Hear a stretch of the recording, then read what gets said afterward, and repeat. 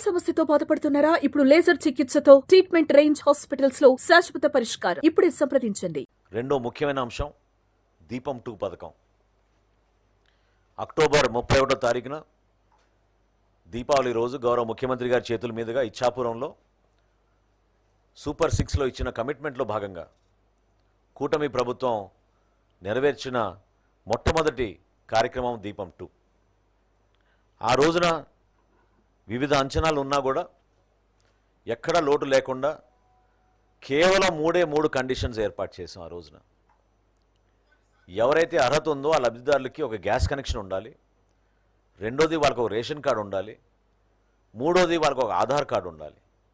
ఈ మూడింటిని అనుసంధానం చేసుకుని ఈ కేవైసీ నమోదు చేసుకుంటే తప్పకుండా వాళ్ళందరికీ కూడా అర్హత ఉన్న లబ్ధిదారులుగా గుర్తించి ఉచితంగా వీళ్ళకి దీపం 2 పథకం కింద మీరు బుక్ చేసుకున్న 48 గంటలు మీకు డెలివరీ అయిన 48 గంటల్లోనే మీ ఖాతాలోకి నగదు జమ చేస్తామనే మాట ఇచ్చాం. అది ఊహించని విధంగా స్పందన వచ్చింది. నిన్న కార్యక్రమం మొదటి విడత ముగిసే వరకు 99,03,000 మంది ఈ కార్యక్రమాన్ని ఉపయోగించుకున్నారు రాష్ట్ర వ్యాప్తంగా. చాలా గర్వపడాల్సిన అంశం. ఎందుకంటే ఏ కార్యక్రమంలో కూడా ఈ స్థాయిలో లబ్ధిదారులకి ప్రభుత్వం నుంచి అందించిన ఈ లబ్ధి చాలా గొప్పగా జరిగిన కార్యక్రమం మనం అందరం కూడా ఖచ్చితంగా భావించవచ్చు. 760 కోట్ల రూపాయలు వాళ్ళ ఖాతాలోకి ఆల్రెడీ జమ చేశాం. రెండో విడత ఈ రోజు నుంచి ప్రారంభించాం. గతంలో మాకు అర్థమైన కొన్ని అంశాల గురించి చాలా లోతుగా అధ్యయనం చేసి మా కమిషనర్ సౌరభ్ గౌర్ గారు ఈసారి నుంచి ఎట్టి పరిస్థితుల్లో కూడా మనం ఈ కేవైసీ అమల్లో కానివ్వండి, లేదా ఎవరికైనా అర్హత ఉందా లేదా అనే ఒక అనుమానం వస్తే వాళ్ళకి వెసులుబాటుగా ఒక వాట్సాప్ నంబరు, అదేవిధంగా ఆన్లైన్ కూడా వాళ్ళు చెక్ చేసుకునే విధంగా తక్షణంగానే ఈ సమాచారం అంతా కూడా క్షేత్రస్థాయిలో ఉన్న గ్యాస్ ఏజెన్సీస్, గ్రామ సచివాలయం, వార్డు సచివాలయం సిబ్బందికి కూడా ఈ సమాచారం అందించే విధంగా ఒక కార్యక్రమం చేపట్టాం. 99,03,000 మందికి అదనంగా ఈ 3 నెలల్లో రాష్ట్రంలో 2 లక్షల కొత్త కనెక్షన్స్ నమోదైనాయని ఈ 3 ఆయిల్ కంపెనీస్ మాకు సమాచారం అందించారు. కాబట్టి ప్రజలందరూ నేను కోరుకుంటున్నాను, ఈ రోజు నుంచి రెండో విడత దీపం 2 పథకం ప్రారంభమైంది కాబట్టి దయచేసి మీరు సద్వినియోగం చేసుకోండి. మీరందరూ కూడా అర్హత ఉన్న ప్రతి ఒక్క లబ్ధిదారులకు అందించాలనే తపనతోటి మేము పనిచేస్తున్నాం. ఖచ్చితంగా 1 కోటి మంది లబ్ధిదారులు దాటే విధంగా ఈ రెండో విడతలో ఈ కార్యక్రమాన్ని విజయవంతంగా తీసుకెళ్తాం.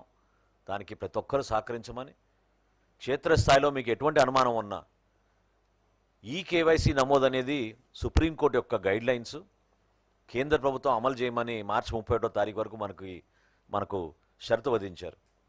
అందుకు అనుగుణంగా జిల్లాలన్నిటి కూడా పర్యవేక్షించుకుని ఎప్పటికప్పుడు సమీక్షించుకున్నాక 93% మనం పూర్తి చేసుకున్నాం. ఇంకొక 7% మాత్రమే మిగిలింది. ఆ 7%లో కూడా గౌరవ సుప్రీంకోర్టు గారి ఆదేశాలతోటి 5 సంవత్సరాలు లోబడిన పిల్లలకి, 80 సంవత్సరాలు దాటిన వృద్ధులకి అది వర్తించదని చెప్పారు. కాబట్టి ఖచ్చితంగా ప్రతి ఒక్కరికి చేరే విధంగా ఒక ప్రయత్నం చేస్తున్నాం. రాష్ట్రంలో ఉన్న 4,24,59,028 లబ్ధిదారులకు గాను ఇప్పుడు వరకు ఈ కేవైసీ నమోదైంది. భారతదేశంలో నంబర్ 1 స్థానంలో ఆంధ్రప్రదేశ్ నిలబడింది. 3,85,74,194 లబ్ధిదారుల్ని మనం ఈ కేవైసీ చేయగలిగాం.